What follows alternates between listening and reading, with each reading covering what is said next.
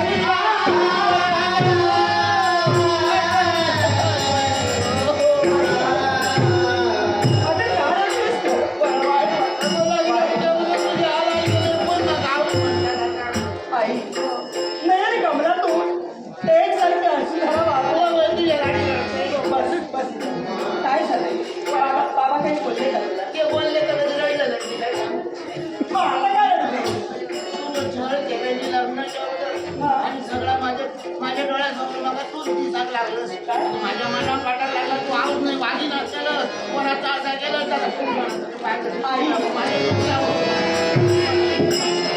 काय करते मला सांग. अगं मला जन्म दिला नाही पण माझ्या कर्माची माता तू आहे. हो ना. अगं जे काही आपल्या जीवनात घडलंय तुझ्याबद्दल माझं मनात वाईट असं काही तुझ्याबद्दल आता माझ्या मनात आहे. हो ना. आणि योगायोग फार चांगला आहे. मला सांग आजचा दिवस आहे ना तो महत्वाचा दिवस आहे. आज आहे तो मंगळवार आहे. माझ्या गौरी मातेचा उपवास आहे. सकाळी पण ती म्हणत होता आज मंगळवार आम्हाला. आणि आज योगायोग किती फार चांगला. आजच तुझी पावलं इथं पडावी. हो ना.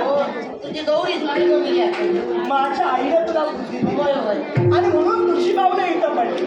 तेव्हा आतापर्यंत त्या गौरी मातेचं भजन पूजन मी केलंय हे तर सत्य आहे ना. हो ना. पण प्रत्येक वेळी माझ्या आईचा तिरस्कार तू केला. आता तसल्या काही